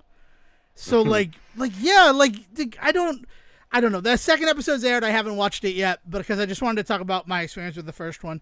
And I had Dale watch it too, right? We did a little bit of pilot chicken. I will watch this pilot with you if you watch this pilot with me. And I get to talk about the other pilot. That's the beauty of the pilot chicken. And I don't know if I'm prepared to share the other pilot that we watched, but I will. I'll do it here. But her things, like, I mean, I get it. Like, and people are upset because like it's not linear storytelling, so they're expecting one thing and they're getting something else, so then they're gonna yell about it. And I'm like, okay, yeah, cool. but like, what's really crazy about that, like the last thing that I have to say on it is how crazy it is to complain about not being able to get like a linear narrative out of a Rick and Morty episode. Yeah, is fucking nuts to me. Right. Like, it does a really good job of, like, there's a whole monologue from Rick where he's like, reality's a funny thing. It's actually very convenient. But the scary thing about reality is that once we trick our brains into believing something is real, we'll just allow that to become our reality. So the idea of, like, Morty, like, being in all these different scenarios and it being like, yeah, for him, every life in this virtual game becomes a reality. Like, this is the type of stuff they already do, right? One of the people was like, it's like the episode with Roy, and like that episode was good, but this episode is just that turned up to 11, and that's terrible. And I'm like, how can you like the one episode that has this exact same exploration and then be complaining that another episode did it, but like took it to the like logical end point of what that would mean? Like, where are you landing? I don't know. But now it's time to talk about the other pilot that I watched. Sejin, if you can guess the other pilot that I watched right now, 3 guesses, I will give you $1,000. That is how far off the bean I think this pilot is. I will tell you this. It is not a new show. It is a show from the last 10 years. But that's all you got. It was a show from the last 10 years. And I'm putting a real $1,000 on the line here. Like, that's what's laying on the table. Did you finally dive into, like, the Amphibia black hole on Disney Plus? No, I did not. That's one guess. Good guess, though. You're trying to think of, like, wild shows that you would watch. Like, I don't know, Amazing World of Gumball? No, I've watched The Amazing World of Gumball. That's a good one. I want the audience to know how nervous I am, because I 1,000% would Venmo Siegen $1,000 if he were to guess it in 3. And then, like, he pulls out Amphibia, and I'm like, fuck, I forgot that Siegen is Siegen in this moment. I'm just trying to think of what is it that Dale would want to show you that you... Is it DC Superhero Girls? No, it is not DC Superhero Girls. I have also watched that. Okay, I can breathe a little bit easier. I no longer feel like Howard from fucking Uncut Gems, just tense, like, what the fuck? Why did I say that? It is 101 Dalmatian Street. Oh. Okay. The 2018 show that I think everybody just forgot about, if I had to be honest about it. Because Dale has she's been going on all these Target trips with me. And so her collectible of choice, as I look for, multi-$100 Teenage Mutant Ninja Turtle sets, which, by the way, I went to some stores that still had sets from 2019 on the shelf. I held in my hand a Catwoman from Dimension X SDCC Comic-Con set in the last 2 days. Siegen, I'd only heard rumors. It was in my hands. And I'm like, should I buy you? Just because? And I'm like, you know what? I'm gonna set you free. And if I return to this Target and you're still here, then it is meant to be. So, but Dalmatian Street is the one that is, first of all, it's like a British TV show, isn't it? Wasn't it? Like, part of the reason that we don't think about it much over here is that it wasn't an American show. Yeah, it's weird because, like, the main character is Matt Bremer. I think that's the name of the actor. He played Egghead in Silicon Valley. He was Donatello in Rise of the TMNT. And then I think of him most as Mark Beeks from DuckTales 2017. Like, he's got, like, that very... He plays... Josh Brenner. Thank you. Sorry, I don't know why. Thank you. I was trying to think the Matt from Silicon Valley, I think, is the other dude. Yeah, I think I slammed them together there. I apologize. Yeah, Josh Brenner. Is the voice of, like, the main dog, and I can't think of his name right now. Not Dexter. Dylan starts with a D. They all start with D's. The reason I know that, all of the dogs because are D's. they're not Pongo and it's not Pongo and Perdita. It's not Pongo and Perdita. But yeah, so what? No.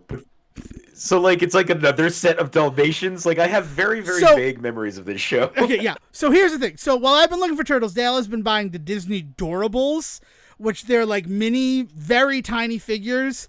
They all have like crazy eyes. And she got Pongo and Perdita.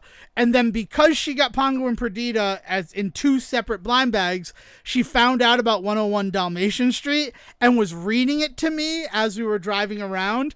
And I'm like, this show sounds insane. Like, it sounds like a fever dream. Sounds like it's not real, is what it is. But the big, like, thing behind it is that Doug and Delilah, who are the mother and father of the dogs at 101 Dalmatian Street, one of them, I think specifically Doug, is a descendant of Pongo and Perdita. Okay. So, like, that's the whole thing. Okay. But also, the show's kind of like Phineas and Ferb in a weird way, because the fact is that Delilah and Doug go to work as Doug is a fire dog, right? Because Dalmatians betrayed the species of canines by pairing up with human beings so that they could... You know the story of Dalmatians? Like, before, like, I want to just go off the bean with this. Like, do you know what Dalmatians and their whole history is? Like, why Dalmatians are fire dogs?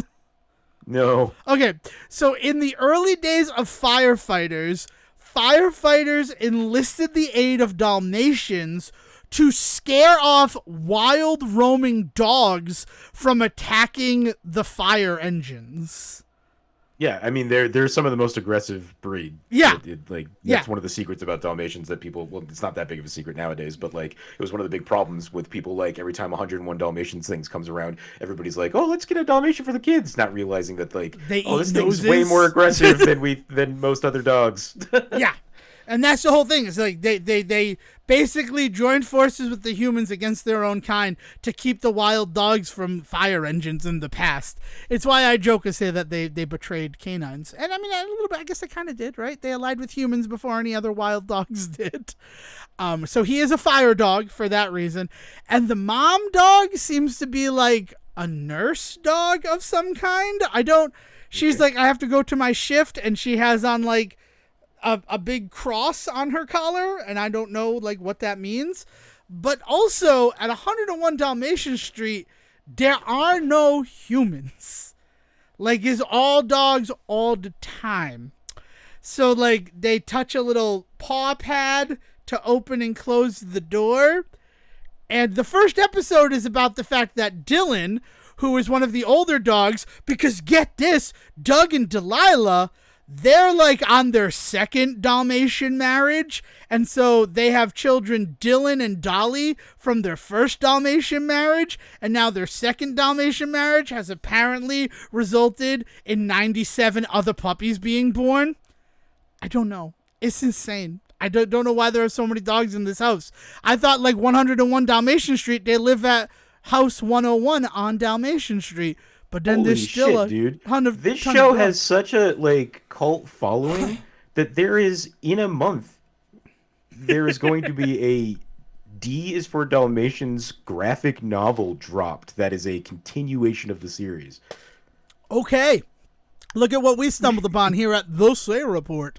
Yeah, I'm just looking at some of this weird stuff. Like, that may be well, let's find out. I don't know. It's but yeah, man. Like this is apparently a show that like has like a following to it. Like people are super into this. And but the first episode, it's like Dylan is lamenting that the dog across the street has a pet who does like the vacuuming and the dishes, and he wishes he has one.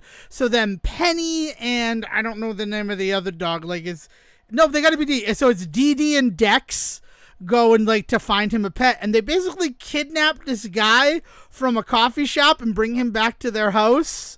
And then all the Dalmatians are like, "What is a human doing in the house?" And it made me question if like humans are the dominant species in this world, or if dogs are the dominant species, because like the first line of the theme song is "It's a dog's world." So like I'm like, is that like betraying that this is like dogs are the dominant race here, and that's why they don't have a pet human? Like I know that's how like Pongo talks. Like he talks about how Roger is his human, and like who's the pet and who here, blah blah blah. But like it's just so weird as this show. So that first episode is all about them trying to get a pet, and like, but he's part of the family, Dylan. But no, he's not meant to live inside. He needs to be with his own kind. And they end up hooking him up with the vegan juice girl at the farmer's market. And then they're shown in the second half of the episode, because it's 11-minute episodes that are combined together, which is called Boom Night. So I have to imagine it's November 5th, and all the dogs are freaking out that there are going to be fireworks. But then, like, here's the other thing, right? This is the first episode of 101 Dalmatian Street, and there's no, like, world building. It just kind of throws you into it, and I hate it for that. Why can't it be more linear? No, I'm kidding. But, like, they introduced this group of, like, animals. It's a fox, a rat, and, I guess, like, a rabbit sort of thing. I don't remember what the third animal is. Okay. But they're, like, the cool group in town, and Dolly, the daughter of the other dog, she like hangs out with the fox, and he's like, "Oh, you gonna go inside for Boom Night? Or you gonna come hang out on the barge with us?" So like it's this whole thing where like she's afraid of Boom Night, but she makes a tennis ball suit to protect herself from the loud noises. And she goes to go hang out with the fox and them. And then Dylan puts on his own suit. He looks like Rush from Mega Man, because it's a lot of red tin. And, like, specifically the back of it looks like Rush's legs from Mega Man. And he goes out to get her. But that's because he thinks that the youngest puppy, Dorothy, followed her out of the house when she left. So he's trying to find her to be like, we have to get Dorothy inside because it's boom night, and it'll blow her mind if she's out for boom night. And it's like, okay. Now, that one was better. I'll admit that one was better than the we abducted this human and forced him to live in our house storyline. That was the first one.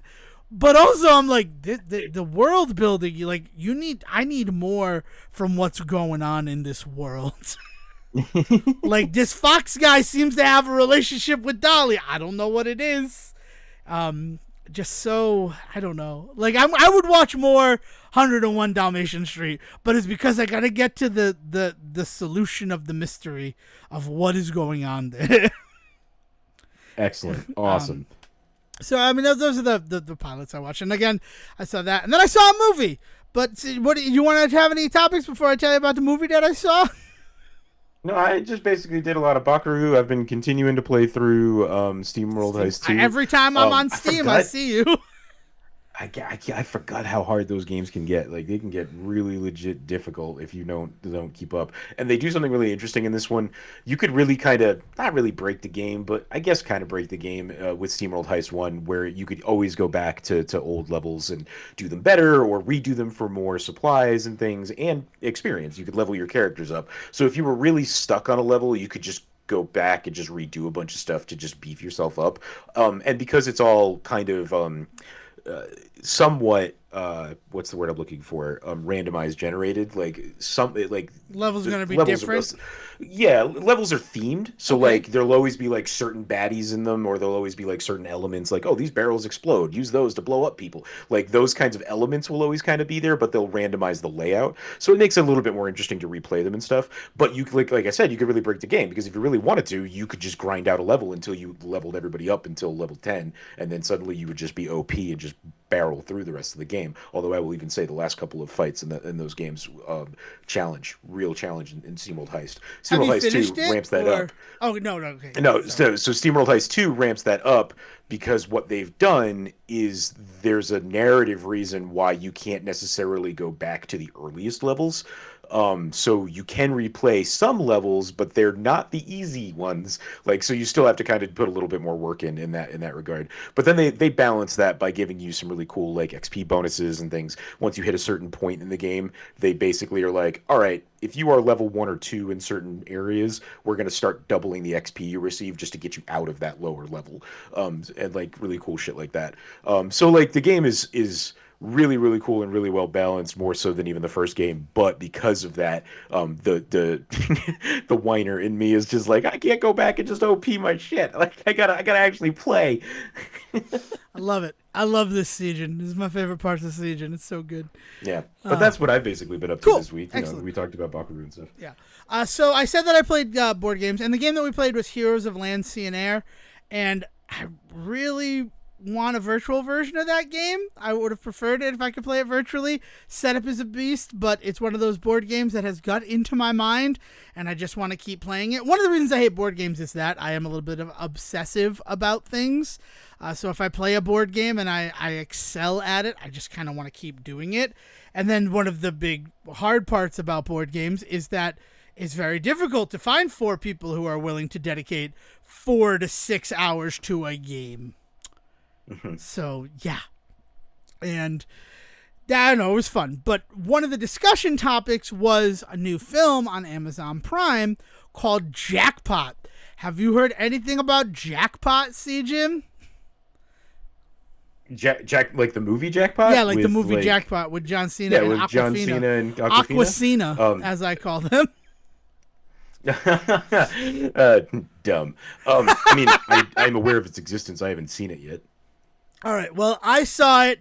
It's Paul Feig, so I was unaware that it was Paul Feig. And the when I realized it is so many actors from Welcome to Flatch show up in the movie in just like little small roles.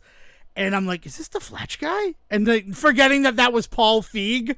Like, I felt like an idiot about that. But then that's a really well done movie, like Purge kind of sort of Grand Lottery style. Very enjoyable film. To the fact that like I'm like, Mom, Dad, watch the trailer and see if you're interested. If not, then I'll watch it on my own. And they're like, yeah, we're in. We're totally in. and really enjoyable. I'll wait until you see the movie for us to have it, but if anyone's out there is familiar with it and on the fence, it gets 2 Devon Decker thumbs up. Which just seems like a pretty good time to talk about the fact that the audience meter is gone from RottenTomatoes.com and replaced with the popcorn meter. I'm not really a big user of RottenTomatoes.com, but do you see any negatives in getting rid of audience scores on RottenTomatoes.com, CJ? Will this save cinema as we know it? What do you think? I don't know what we're talking about. Sorry. Oh, okay. I sent an article. I don't know if you read it or not. So they've gotten rid of audience scores. Now you can only rate it if you buy your ticket through Fandango. Oh. I didn't realize that's what that was trying to say. That's why I was confused. Okay. Because I was like, I don't think it's changing anything. It's just making the audience score. I thought what they were doing was just giving the audience score a badge like they give the critic score. Because I don't know if people are aware of this, but like a movie can get a certified fresh score with a critic score being super well, even if the audience score tanks. The audience score means nothing in the certified fresh department. So like I thought that what they were doing was then just introducing a badge to go along with the audience score as well. No, I didn't realize they were putting caveats on They're putting caveats to it now. It's retroactive to anything to 2019, and then anything before that, I believe, stays as it was beforehand, but like now called popcorn meter instead of audience score. Because I went back to I looked at like North, because we just watched North to see where it was, and I'm like, okay, it doesn't eliminate pre-existing audience scores, which is what I was kind of fearful of, was this way that like we're going to do this thing going forward, and also it takes away critics liked this movie but audiences hated it. So I don't think like people are acting like it could be the end of days. The fact of it, I don't love the fact that because I don't buy my tickets through Fandango and pay like their service fees and upcharges for tickets, I couldn't rate movies on RottenTomatoes.com. Like if you go to the theater, you can't like rate on RottenTomatoes.com. You have to buy through their sister site, partner site, Fandango, because they're all owned by the same company. I don't think it's going to save cinema. It feels like it is this last ditch effort to make sure that review bombs can't happen from the audience, but too little too late if that's what you want to try to combat. It just seems weird. It seems like kind of against what Rotten Tomatoes is about, and it also seems relatively exploitable because part of the marketing budget could be, well, we're going to buy 50,000 tickets to this movie through Fandango and then give it 50,000 positive reviews so that the audience score looks positive. But I think the other side of that is that they are already seeing that score being manipulated by people that aren't them, and they own it. So they're figuring if this score is already going to be a manipulated score, why don't we at least be the ones with our hands on the ball? Yeah. Like I mean, that's what it comes down to, is that like if we were talking about Rotten Tomatoes 10 years ago, 15 years ago, maybe, like when they first kind of hit the scene, and people really did kind of look to them as that interesting thing of like, is this movie worth going to? We have kind of moved really far away from that at this point because of things like audience bombing, review bombing. Yeah. Right? Like this idea that we already don't think of the Rotten Tomatoes score as like reliable. It's still interesting for us to talk about, and it's a good jumping off point. We use it in a bunch of the stuff that we record, ASU, whenever we have conversations here, that kind of thing. But like, I hope that we make it clear that like we don't abide by it in any way. No, that's take it. Yeah. But I think that's the point, right? Is that like you're talking about like how you have all these squishy feelings about them charging for it and all that stuff, and I would be there with you if I thought of that score as a genuine if you cared score about that it. Actually held any weight. Well, it's not even, again, not that I don't care about it, I do, but I don't think that it holds any real weight other than an existing number, like an existing measurement to like talk from, right? Is this accurate? Do I agree with this? Do I think this is a good, like, it's a good way to start that conversation, but by no means do I think it's a way to end any conversation. Anybody that tries to tell you that you're wrong because of your opinion about a movie because the Rotten Tomatoes score says this or this, that person is talking out their ass. And if I've ever said that to anybody, I was talking out my ass, right? Because that's not how that works. What that is that's a good way for you to say, like, I agreed with audiences, or I didn't agree because of this, or because of, like it's a good way to kind of talk about movies, which is what criticism should always do. It should never discourage you from doing what you want with a movie, whether that's not see it or see it. Criticism really shouldn't be used as a way for you to kind of make that final decision. As much as that's what we kind of depend on it for nowadays, or think about it for, like, as we can see with Rotten Tomatoes, that the biases are just too muddy for us to ever reliably use criticism in that way. You should just watch a thing if you have some interest in it to make your own opinion about it.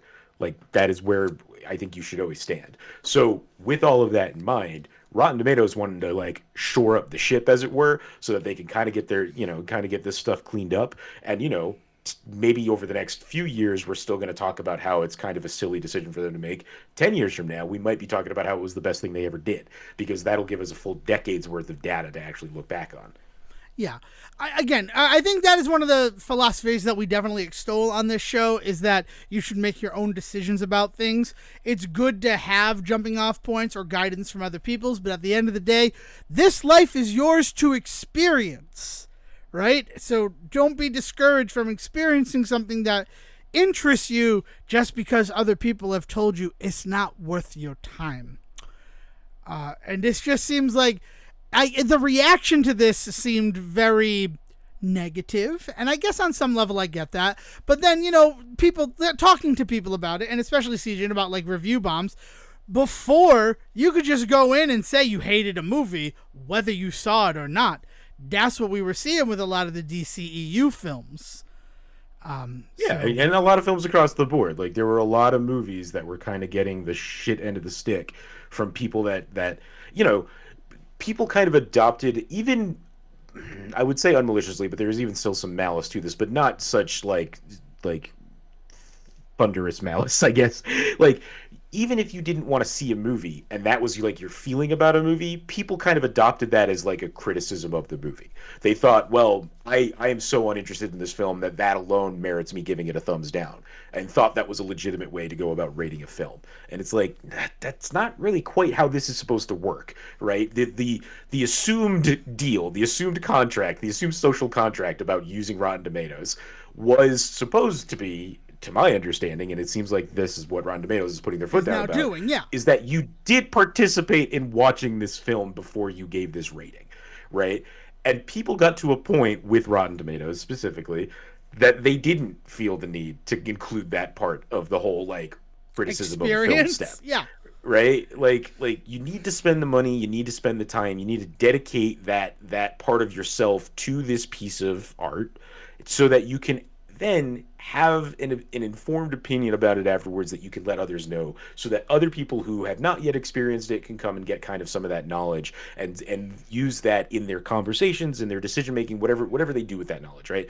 But like, we got to a point where people just didn't do that part. They were like, no, I don't even want to see this movie, thumbs down. And it's like, that's not really great. And some of this is encouraged by Rotten Tomatoes themselves. The fact that there are movies out there that can get these like kind of scores put on them before they're even released, because they're taking into account people doing these like preview reviews, but then also then people are kind of being able to get on board with just like, no, I'm not interested in seeing this movie when it comes out, like that kind of attitude. Like, it all kind of got baked into it. So then again, them wanting to clean all that up, like, I applaud that.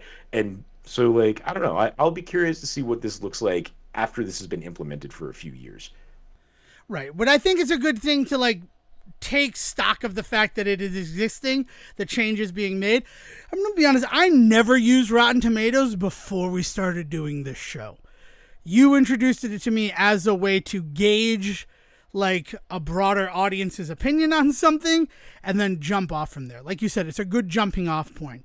These people who are beholden to it, it scares me. And I think that's like why I wonder, is this being used to maybe save cinema?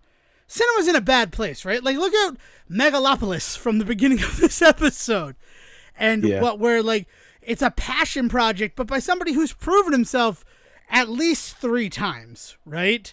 I'll say Godfather, Godfather Part 2, and even Apocalypse Now, right? Like, the guy is a capable director. Yeah, right. I mean, like, I think what part of it is for me is Rotten Tomatoes is they're acknowledging their part in the system, and in that recognizing kind of the state of things, making some drastic changes to the way that they go about things. I think it's a good move on their part. Like, as much as it's kind of, as much as we might be shitty about what this means in terms of the changes, I mean, there are other places for people to go bitch about movies. At the end of the day, that's my big final thought on it. Is like, there are Rotten Tomatoes owes us nothing. They are not beholden to people. There's not like a legal right to be able to use Rotten Tomatoes in the way that it's being used. So if they want to change up their business structure, they're going to change up their business structure, and people can decide if they're going to keep using it or not. I'm going to give you a big hint. People are going to keep on fucking using that website. People are like, much like, this sounds like when people bitched about the way that IMDb and Box Office Mojo and all that shit changed. We even talked about the changes here on this show, but I don't think we ever put our foot down and said we're never going back to IMDb, did we? No. Because like, we aren't. I mean, we are all the time. We aren't walking away from IMDb, right? Like, we use Box Office Mojo. I still do for when I do research for stuff. Like, so like, that just because they're fundamentally changing this huge aspect of their stuff and people don't agree with it, I don't think that they care. I think that they see the bigger picture in that the way that things are right now, like you said, the way that the film industry is right now, I think they see their part in all of that, and they recognize that, like, one big major issue in the industry right now is something that they actually have a lot of control over and can make some changes in. So like, I'm actually kind of really on board with them kind of making some major decisions to change up their business model in this regard. I suppose my only criticism of it, because you're not wrong, right? Proving that you've seen the movie makes sense before you get to join an aggregate number of whether or not you enjoyed it or not, right? Being able to review bomb a movie as soon as it goes up for like review on Rotten Tomatoes, which is usually the Thursday for preview screenings. So then on Friday morning, if you have a talking head that wants to like be insidious, could be like, oh, Batman v Superman, 90 people in the audience hate it, right? It's only got a 9 on Rotten Tomatoes. I don't even know how Rotten Tomatoes works. That's literally what I just proved to you right here, right? Yeah. But like, so being able to combat that is a good thing. I don't necessarily love that the entry to be able to rate on it is to buy from their sister site that sells movie tickets. Yeah. No, like, of course. There, like the gatekeeping, the gatekeeping there is going to be pretty shitty, and that is something that could change. Like, that aspect of it is something that they could very much like see kind of the return on investment there and realize, well, we might need to let more, like, because what they're going to see there is in terms of engagement is going to drop like a fucking stone, I bet. So like, I also don't think that, I think the ways that people talk about these kinds of changes, they assume that this stuff is changing and then that's it. Either this works or the company's dead. And it's like, no, if this doesn't work, they'll just change the plan. Right. So, I mean, it'll be interesting to see going forward. I was very happy to see that it did not erase existing audience scores. It just modified stuff from like 2019 going forward, which, let's be honest, we are in a new era of how Americans consume entertainment. That's undeniable. I don't know. I watched 4 episodes of something. Oh, new season of Futurama. You're not on Hulu right now, right? So have you seen any of it? Yeah, to be blunt, no. That's fine. That's fine. I really hated the second episode. I'll just be honest with that. But 4 episodes in, it's Futurama. But the second episode was just mean. And it kind of played with a beloved type of episode of the series. But at the end, I just felt mean. But I seem to be the only person who feels that way. All the reviews I've seen or other people talking about the episode were like, it was good, right? And it's kind of tragic at the end. And I'm like, yeah, but it was also mean. And I can't remember, like, mean Futuramas. And that could just be me, right? But it's still out there. It's a reminder that people didn't know about the Rick and Morty anime. There is a new season of Futurama that is 4 episodes deep. It's on Hulu, so it's technically Hulu-rama. But what are you going to do? And I wouldn't call it that if they didn't call it that themselves. But that's that. So anything else you want to say, Siege, or is it time to wrap this one up with some announcements for what's coming later this week? Yeah, let's do some announcements, bud. All right. So we are in the last week of August. Welcome. We all made it here, which means that there's a very special episode of the Say Report coming. And because I'm an idiot, it's Bring It On Again, because it was supposed to be July and I messed everything up. So this Thursday, look to your podcast feeds, which it's even easier to get to now since Apple Podcasts is now a website and not just a program that you use. I didn't have that one on my bingo card. I'll be honest with you there. So that was exciting. But yeah, so we have a very special episode on Bring It On Again, which means that as soon as I finish recording this episode, I will switch into obsessive competitive cheerleading mode and learn far too much about a sport. I already know too much about the sport, but I'll learn a little bit more because I only know it on the high school level, not the collegiate level, which is what Bring It On Again is about. So if you want to be caught up, the assigned reading is to watch Bring It On Again, or you can just listen to us talk about it this coming Thursday. Also this coming Thursday, Vampire Survivors releases to PlayStation, which I am very excited about. I got a whole new controller from Killscreen.io to play through it. It's got clicky buttons that have been very fun as I have gone back to like Shredder's Revenge to test it out. But I'm going to be streaming a full platinum clear of Vampire Survivors. It doesn't matter how long it is. They're saying 13.5 hours of content, and maybe it'll take that, maybe it'll be longer. So twitch.tv/Devon Decker. You can see that I'm going to go live as soon as the game releases on PlayStation. So my hope is that we record our Bring It On Again episode, and then I turn on my PlayStation and I can download Vampire Survivors. So all that energy that like I tend to build up after recording a very special episode gets to go into me playing Vampire Survivors. So if you got nothing to do on Thursday or you just want to throw me on in the background, twitch.tv/Devon Decker. I'm getting that platinum for Vampire Survivors. I don't give a shit. I'm so excited about that. Very excited to play through that game again. And if you already have Vampire Survivors, this is a reminder that they just put out a new update that added a dark set of Arcana cards that really do break the game in some of the best ways possible. Extra bosses every minute that can give any type of treasure chests. If you kill frozen enemies, it gives you growth in addition to experience from them. So just some insane stuff happening there. Random item drops every time you level up. Like, you can really have some fun with it. So Vampire Survivors is far from dead. It is surviving and thriving. And this coming Thursday, August 29th, when it releases on PlayStation, I'm going to give it far too much of my time all over again. Anything you want to pitch, Siege, or are we ready to send this one off? No, let's send it home. Okay. Well, thanks for joining us. If you want to join the Discord, where the conversation is always going on regarding the Say Report, invitations are available on social media. That's on Facebook or X, formerly Twitter. Just look for The Say Report. In addition, you could also just send an email to thesayreport@gmail.com. We are checking that constantly. We can send an invite to you so you can join the Discord, or if you wanted, you could just send us emails like it's the 90s, right? The late 90s, early 2000s. And if you want an email specifically to go to myself or Siegen, just put our names in the subject line, and our unpaid intern, who does not exist, will distribute them appropriately. But without any further ado, thank you for joining us on this imperious episode of the Say Report. The secret word was wish, but I kind of forgot that halfway through. I don't think Siegen ever heard it because I was looking for it, but I might have said it a couple of times. So if I did, let me know at any of the locations that I already said. But with that, William, please bring us home. Thank you for listening to the Say Report with your host Devon Decker and Siegen Serwick. Please follow the guys on Twitter and Facebook by searching for The Say Report, and you can always subscribe on your podcast channel so this is delivered straight to you and you can enjoy it every week. With apologies to your mother, we'll see you next time.